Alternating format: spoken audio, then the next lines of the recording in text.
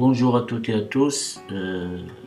Voilà une autre vidéo sur l'étude fonction, la correction de l'exercice 4 porté sur l'analyse, bien sûr, cette fonction proposée au baccalauréat 2009, session normale. Alors, l'exercice 4, voilà l'énoncé, il est devant vous maintenant. Il est constitué de 3 parties. Dans cette vidéo, on va corriger les 2 premières parties. Alors, on lit ensemble l'énoncé, soit n un entier naturel non nul. On considère la fonction f indice n de la variable réelle x définie sur 0 ferme plus l'infini par fn de 0 est égal à 0 et fn de x est égal à x qui multiplie 1 moins ln de x tout à la puissance n lorsque x est strictement positif. Et on considère Cn, ou bien on note Cn, sa courbe représentative dans un repère orthonormé OEJ. La partie 1, question petit 1, petit a, montrer que la fonction fn est continue à droite en 0. Voilà une indication, vous pouvez poser x est égal à tn. Petit b, étudier la dérivabilité de fn à droite en 0. Petit c, calculer les limites. Limite de f1 de x quand x tend vers plus l'infini, limite de f2 de x quand x tend vers plus l'infini, limite de f1 de x sur x quand x tend vers plus l'infini, et limite de f2 de x sur x quand x tend vers plus l'infini. Question de petit a, étudier la monotonie de f1, petit b, étudier la monotonie de f2. Question 3, étudier la position relative de c1 et c2. Et la dernière question petit b de la question 3, c'est la représentation graphique des courbes C1 et C2. Ici, on admettra que le point d'abscisse ou bien le point de coordonnées 1, 1 est un point d'inflexion de C2 et on prend la norme de I égale à la norme de J égale à 2 cm.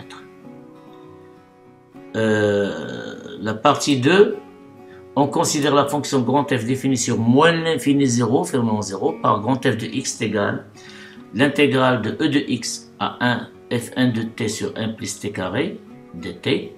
Question 1 petit a, montrer que la fonction grand F est dérivable sur l'intervalle moins l'infini 0 ouvert en 0 et que quel que soit x strictement négatif, f' de x égale x moins 1 qui multiplie l'exponentielle de 2x sur 1 plus exponentielle de 2x.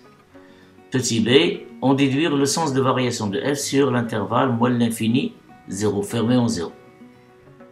Question 2, petit a, montrer que quel que soit x strictement négatif, grand f de x est compris largement entre 1 demi l'intégrale de e de x jusqu'à 1 de f1 de t dt et 1 sur 1 plus exponentielle de 2x qui multiplie l'intégrale de e de x jusqu'à 1 de f1 de t dt. Petit b, vérifier que la fonction qui est x fois correspond à x carré qui multiplie 3 quarts moins ln de x sur 2 est une fonction primitive de la fonction f1 sur l'intervalle 0 plus l'infini. 0, bien sûr, fermé. Ouvert, je m'excuse. Question C. Montrer que limite de, lorsque x tend vers moins l'infini de l'intégrale de e de x jusqu'à 1 f1 de t dt est égale à 3 quarts. Et question 3. Supposons que la fonction grand f admet une limite L quand x tend vers moins l'infini. Montrer que cette limite, elle est encadrée par 3 sur 8 et 3 quarts. Voilà, c'est tout pour les 2 premières parties. A tout de suite pour voir la correction ensemble de ces 2 premières parties. Et on laisse la 3e partie dans une autre vidéo, Inch'Allah. Ala barakatillah, on commence la correction de l'exercice 4 du bac 2009 session normale. Et surtout, on va corriger la partie 1 et 2. Donc, dans tout l'exercice, on a la fonction fn, f indice n pour n appartient à étoile. Défini sur 0 fermé plus l'infini avec fn de 0 est égal à 0 et quel que soit x strictement positif, fn de x est égal à x qui multiplie 1 moins ln de x à la puissance n. Question 1, petit a, montrons que fn est continu à droite en 0. Ils nous ont donné une indication, on pourra poser x égale à tn. Bien sûr, on travaille avec x à droite de 0, c'est-à-dire x strictement positif, donc forcément que t est aussi strictement positif. Alors, en posant x égale à tn, on obtient ln de x est égal à n ln de t. Et par suite, x qui multiplie 1 moins ln de x à la puissance n, c'est cette expression. Alors, x c'est t à la puissance n, donc on obtient ici t à la puissance n.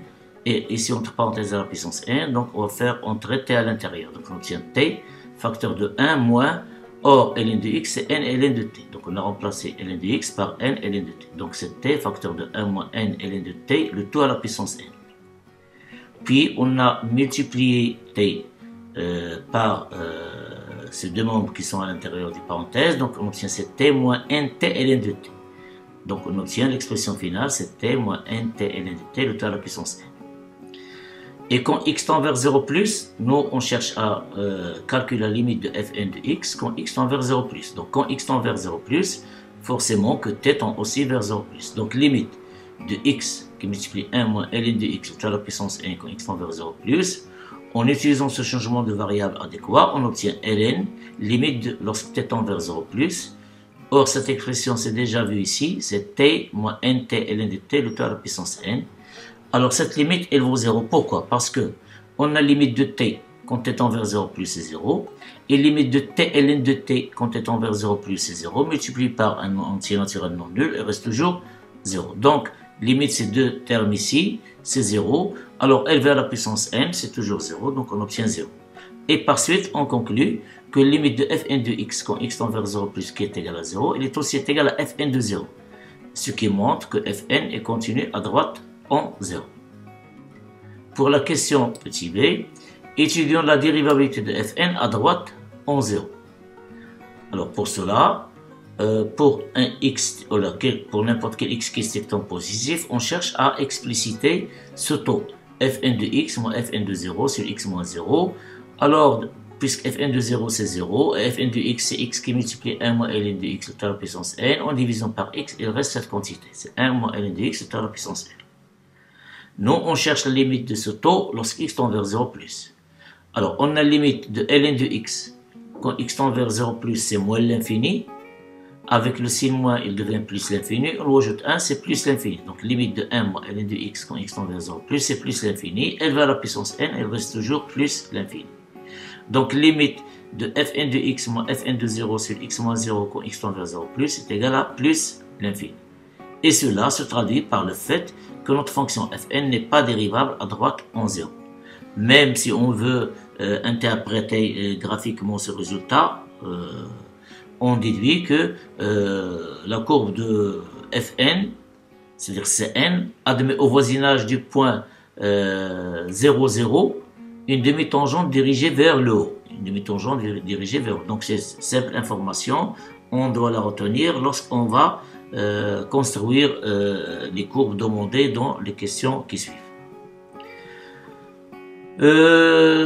Petit c, calculer la limite de f1 de x quand x tend vers plus l'infini, limite de f2 de x quand x tend vers plus l'infini, limite de f1 de x quand x tend vers plus l'infini, et limite de f2 de x sur x quand x tend vers plus l'infini.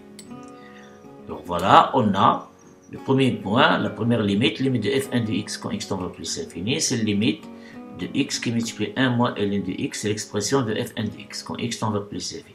Or, cette limite, c'est moins l'infini. Pourquoi? Voilà, entre parenthèses, la justification. Parce que la limite de x quand x tend vers plus l'infini, c'est plus l'infini. La limite de ln de x quand x tend vers plus l'infini, c'est plus l'infini. Multiplié par un signe moins, c'est moins l'infini. On lui ajoute 1, reste moins l'infini. Donc, on a ici plus l'infini, et là, il tend vers plus l'infini. Leur produit nous donne moins l'infini. Donc, la limite de f1 de x quand x tend vers plus l'infini est égal à moins l'infini. Limite de f2 de x quand x tend vers plus l'infini, c'est limite de x moins ln de x au carré quand x tend vers plus l'infini. Alors on trouve ici c'est plus l'infini. Pourquoi? Parce que la limite ici c'est plus l'infini, mais le changement qui dans ce cas c'est on a ici limite de 1 moins ln de x au carré. Et comme limite de 1 moins ln de x c'est moins l'infini, alors son carré tend vers plus l'infini, on va avoir plus l'infini qui multiplie plus l'infini, c'est plus l'infini. Donc limite de f2 de x quand x tend vers plus l'infini, c'est plus l'infini. Limite de f1 de x sur x quand x tend vers plus l'infini, c'est limite de 1 moins ln de x, puisque f1 de x c'est x qui multiplie 1 moins ln de x en divisant par x, il reste 1 moins ln de x. Or, 1 moins ln de x quand x tend vers plus l'infini, c'est moins l'infini, c'est déjà trouvé ici.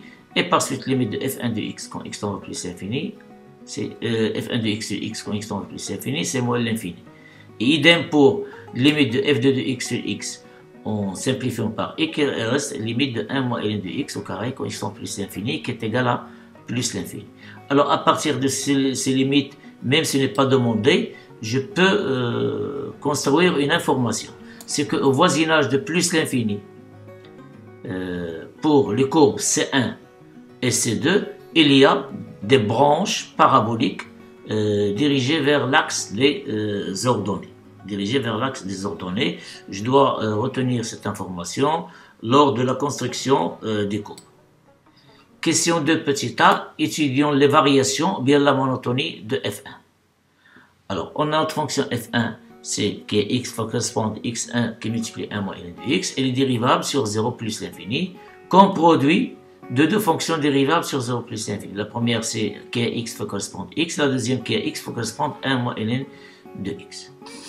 Et quel que soit x appartient à 0 ouvert plus l'infini, la fonction dérivée de f1, c'est la dérivée de x, c'est 1 qui multiplie 1 moins ln de x, voilà, plus x qui multiplie la dérivée de 1 moins ln de x. Or, la dérivée de 1 moins ln de x, la dérivée de 1 c'est 0, et la dérivée de moins ln de x c'est moins 1 sur x. Donc on obtient c'est moins 1 sur x fois x. En simplifiant par x, on trouve 1 moins ln de x moins 1, il reste moins ln de x. Et par suite, le signe de f'1 de x est le signe contraire de ln. Et on sait toutes et tous que la fonction logarithme elle est strictement négative entre 0 et 1 et strictement positif lorsque x est strictement supérieur à 1. Et puisque c'est le signe contraire, on déduit maintenant facilement que sur 0,1, f1' de x est strictement positif, et lorsque x est extrêmement supérieur à 1, f1' de x est strictement négatif, et comme information, f'1 de 1, c'est-à-dire la dérivée s'annule au point 0. Alors, déjà, on a une information sur la monotonie sur 0,1 et sur 1 plus l'infini. On a un, il appartient au domaine de définition. Si vous voulez, c'est un point isolé, il annule la dérivée, la continuité elle est établie, mais au point 0, on a déjà vu que notre fonction elle est continue à droite de 0. Il n'est pas défini en 0 par l'expression x1 moins ln de x, mais il est continu à droite de 0. Alors, à cause de cette continuité à droite de 0, je peux confirmer, ou là, on peut confirmer que f1 est strictement croissante sur 0,1, on ferme 0. Ici, c'est 1, c'est un point isolé, donc on va le fermer. Et elle est strictement décroissante sur 1 plus infini. Pourquoi c'est un point isolé?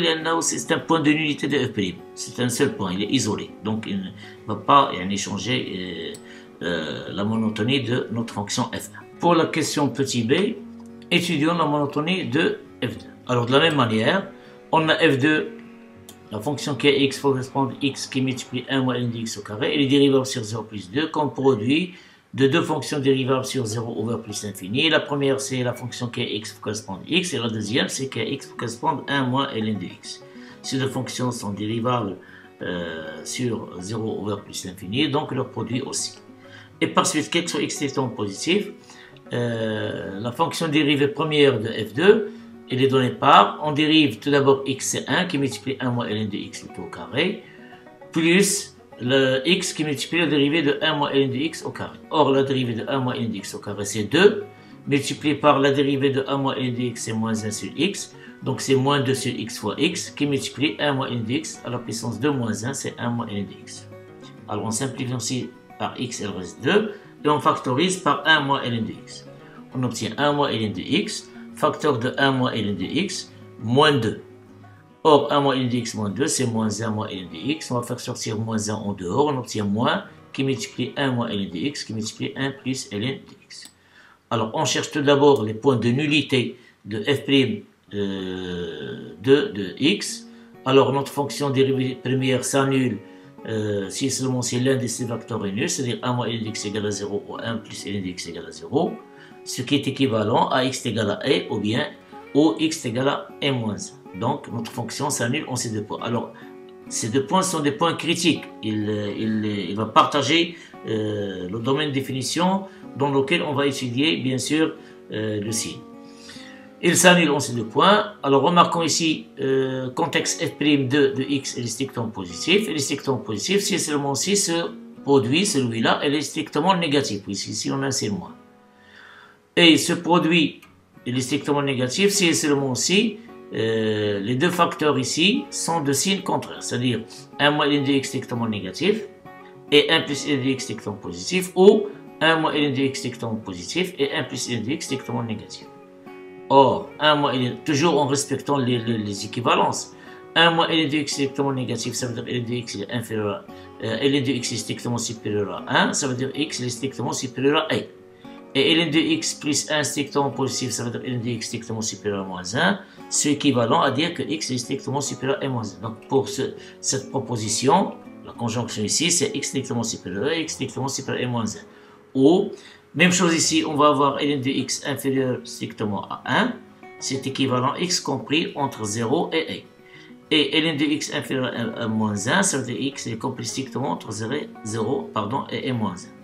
Or ici on a l'intersection de ces deux intervalles, et comme e c'est le plus grand que e moins 1, donc c'est équivalent à x strictement supérieur à e, et ici, comme e moins 1 est strictement inférieur à a, donc l'intersection de ces deux intervalles c'est x, c'est 0 et moins 1, c'est-à-dire x appartient à compris strictement entre 0 et moins 1. Et par suite, f'2 de x est strictement positif, c'est seulement si x appartient à 0 et moins 1, union e plus l'infini.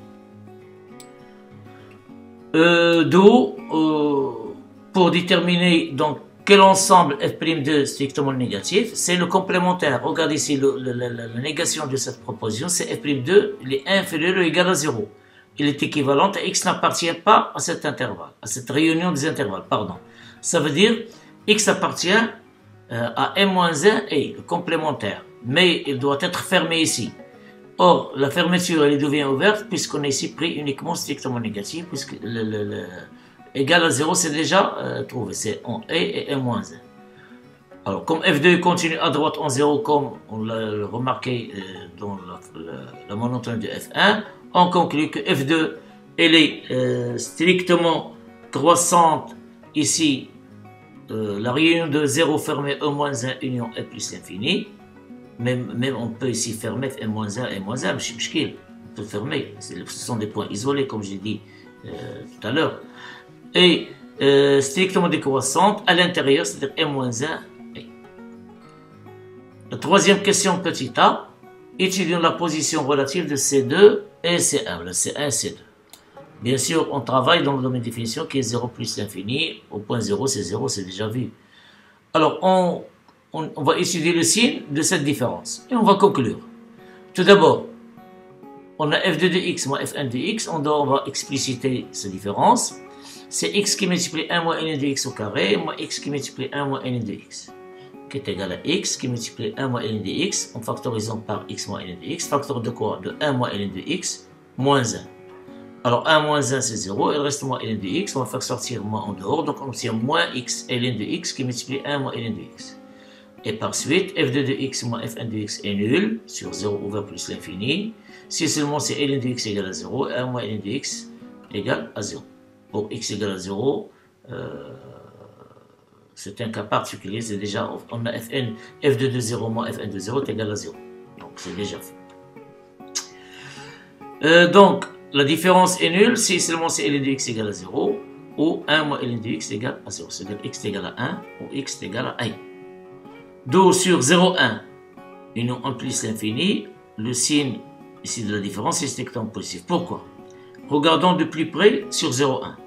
Sur 0,1, ln de x est strictement négatif. Donc 1 moins ln de x est strictement positif. Donc ln de x et 1 moins ln de x sont de signes contraires. Donc le produit est strictement négatif. Multiplié par 1 moins, donc il est strictement positif. Quitte à remarquer que x est toujours strictement positif. Donc ln de x fois 1 moins ln de x sur 0,1, il est strictement positif. De même, si x est strictement supérieur à e, on a ln de x, il est strictement positif. Par contre, 1 moins ln de x, il est strictement négatif. Pourquoi? Parce que si e est inférieur à x, donc 1, il est inférieur à ln de x, et 1 moins ln de x sera strictement négatif. Donc sur e plus 1, ces deux facteurs sont de signes contraires. Donc le produit il est strictement négatif, multiplié par le signe moins, il devient strictement positif. Et sur 1 et, bien sûr, c'est le contraire. C'est f2 de x moins f1 de x, il est strictement négatif. Puisque sur 1e, on trouve ici ln de x et 1 moins ln de x sont de signes contraires. Et on peut remarquer par passage à la négation. Alors, en remarquant que fn de 0 est égal à 0, on conclut tout d'abord que les deux courbes C1 et C2 se rencontrent en 3 points 0, 0, 1, 1 et E0. Et sur 0,1, voilà, sur 0,1 union A plus l'infini, on a f2 de x moins f1 de x sectant plus. C'est-à-dire la courbe C2 se trouve au-dessus de la courbe C1 dans la réunion de ces deux intervalles. Donc C2 est au-dessus de C1. Et sur 1A, on a f2 de x moins f1 de x strictement négatif, c'est-à-dire la courbe C2 est au-dessous de C1. Voilà l'étude de la position relative de C1 et C2. Et on arrive à la question B, c'est la représentation graphique de C1 et C2. Et on travaille dans un repère orthonormal. De plus, on a l'unité graphique, c'est de centimètres, d'après les données de l'énoncé de l'exercice. Et il y a une remarque que le point A, ici ce point A, le voilà, point A de coordonnées 1, 1, c'est un point d'inflexion pour C2. Alors voilà notre fonction F1, elle est représentée par C1. Ici, s'il y a une demi-tangente verticale à cause de la non-dérivabilité de Fn à droite de 0. Donc, soit F1 ou bien F2, il n'est pas dérivable à droite en 0. Donc, il y a une demi-tangente verticale au point 0, 0, à droite du point de 0, 0, dirigée vers le haut. Il y a une branche parabolique pour C1 vers l'axe des ordonnées. Il y a une branche au voisinage de plus l'infini.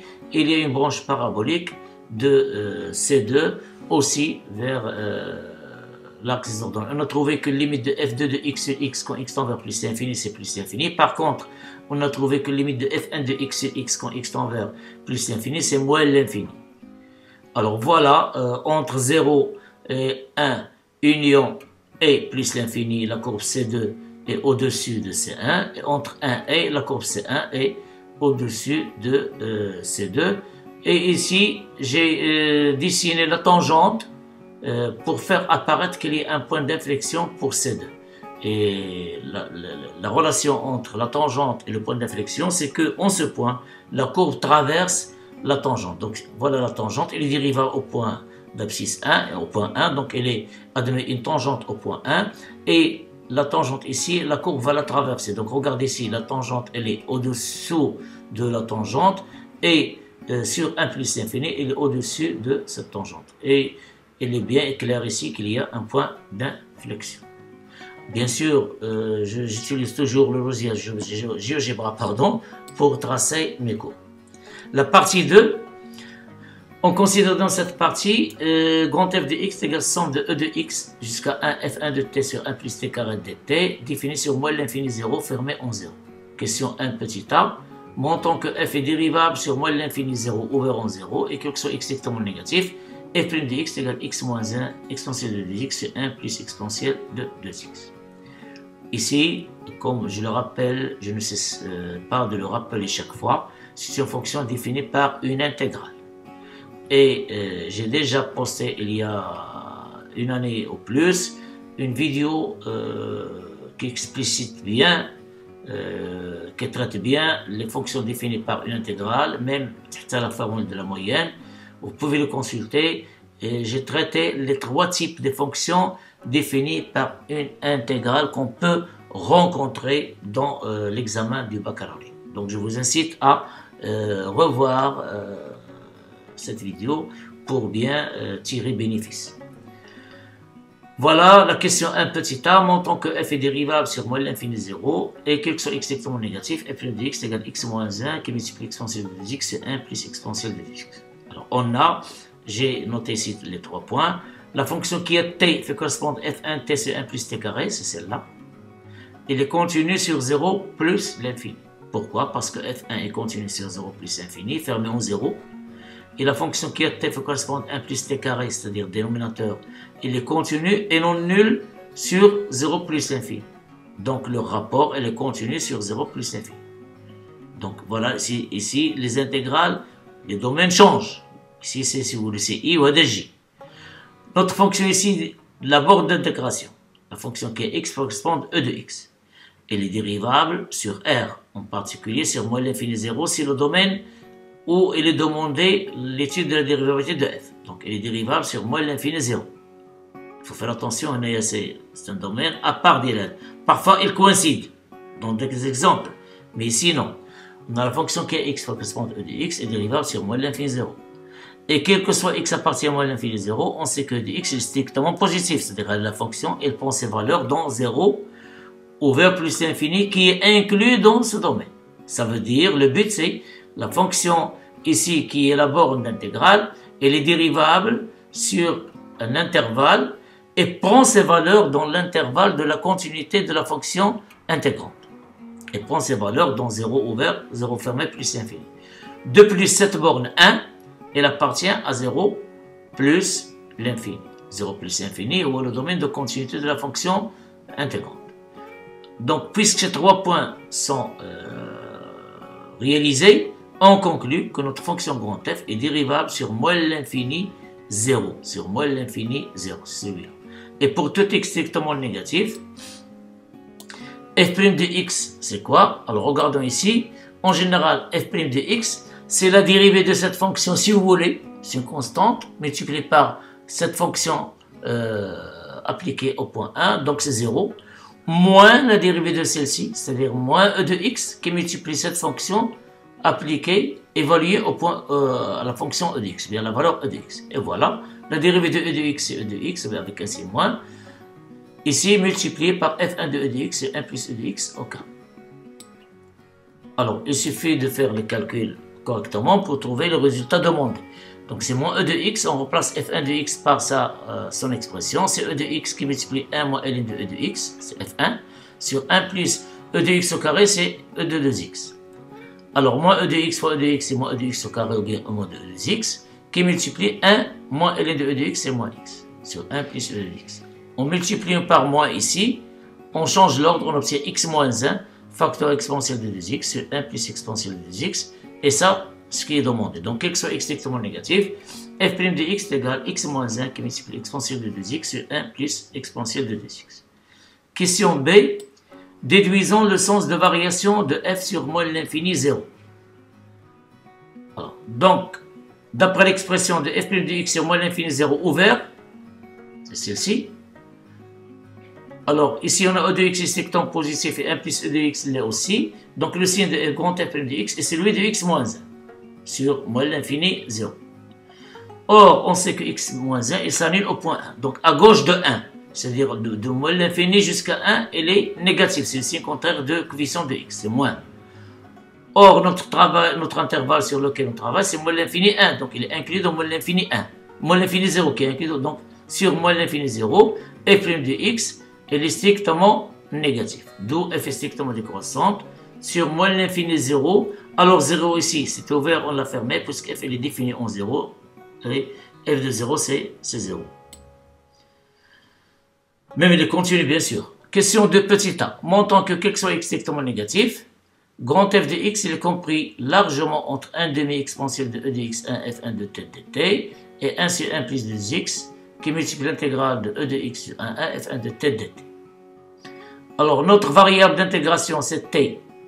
C'est entre e de x et 1. Tout d'abord, fixons un x strictement négatif. On veut montrer cette double inégalité, quel que soit x strictement négatif. Donc, prenons un x quelconque strictement négatif.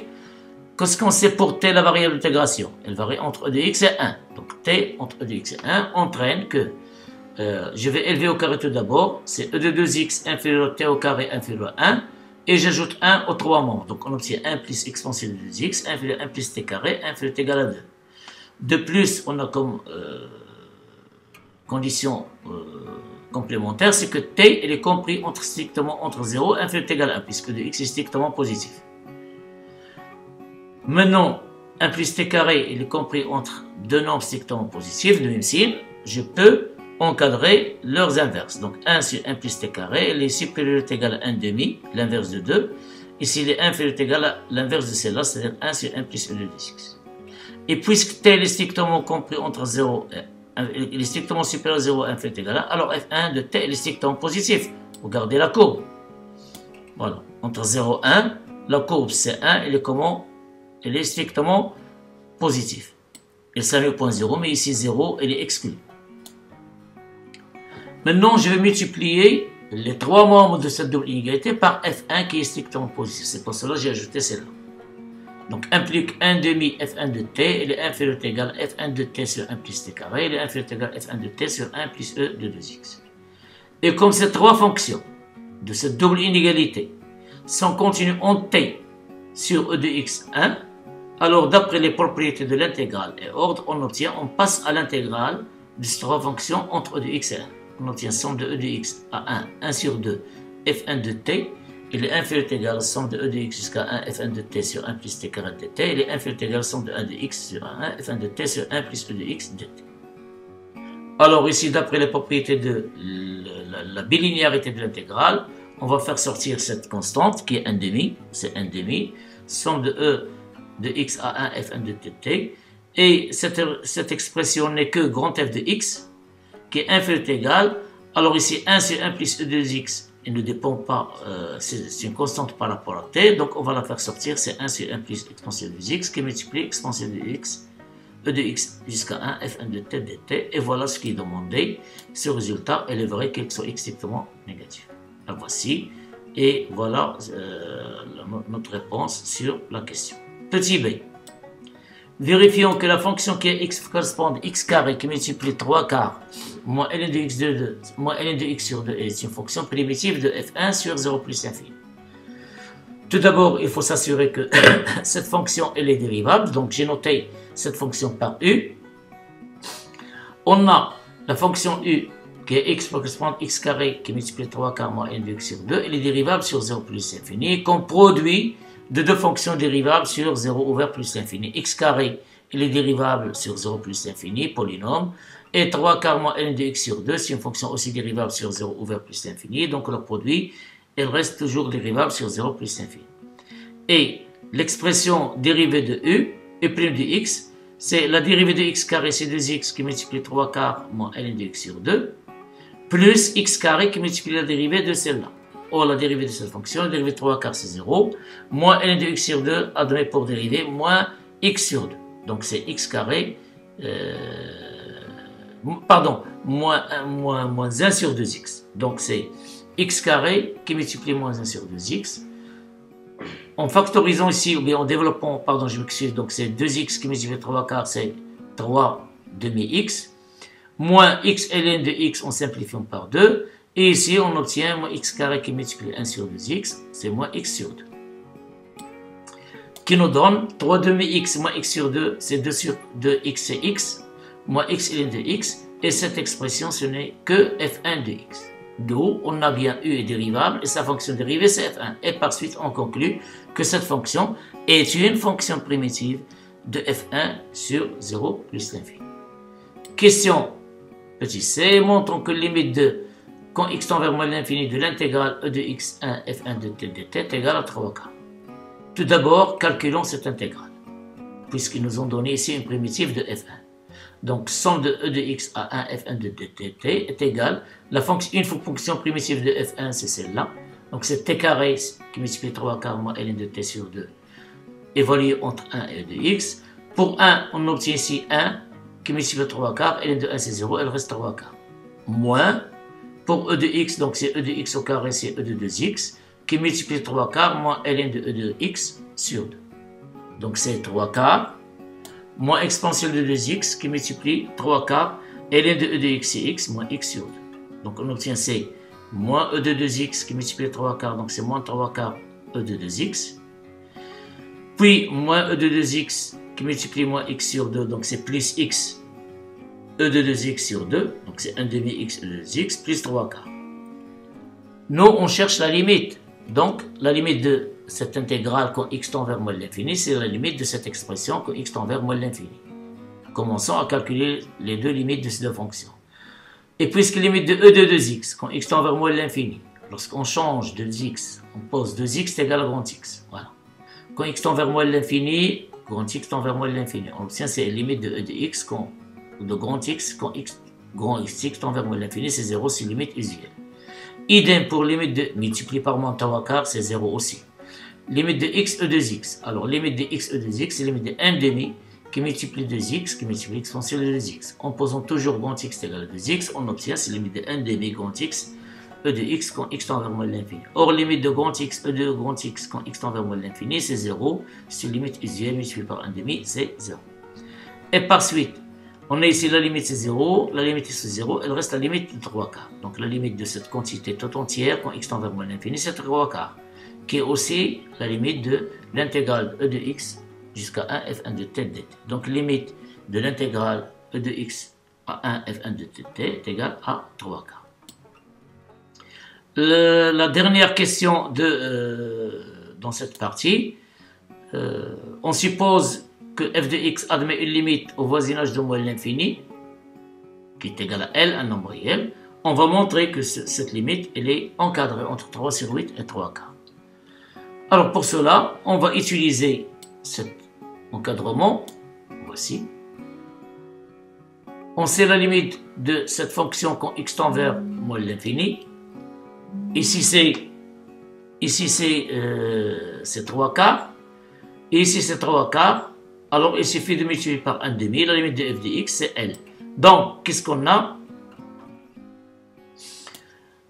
En utilisant le résultat de la question grand 2 de C, on obtient la limite de 1,5 somme de e de x jusqu'à 1 f1 de t est égale 3 huitièmes, puisque 3 quarts on va multiplier par 1,5 c'est 3 huitièmes.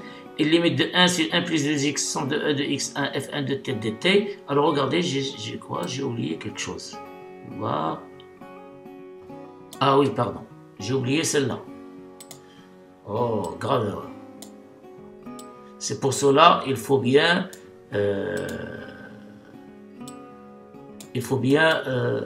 revoir, ou bien dans la révision. Il faut réserver un temps pour la révision pour voir s'il y a quelque chose qui ne marche pas. Donc voilà, j'ai oublié. C'est 1 sur 1 plus 2 e de x. Je m'excuse pour cette erreur. Donc on obtient ici 3 huitièmes. Et la limite ici c'est 3 quarts, puisque la limite de 1 sur 1 plus 2x quand x tend vers moins l'infini, ici c'est 0. Il reste 1, donc il reste la limite de ceci qui est égale 3 quarts. Alors par passage à la limite dans cette double inégalité, la limite de grand f de x c'est L, ici c'est 3 huitièmes, et ici c'est 3 quarts. Donc on conclut bien que notre limite L, elle est comprise entre 3 huitièmes et 3 quarts. Voilà, c'est tout pour ces deux premières parties. À une autre vidéo pour voir la correction de la troisième partie. Bon courage.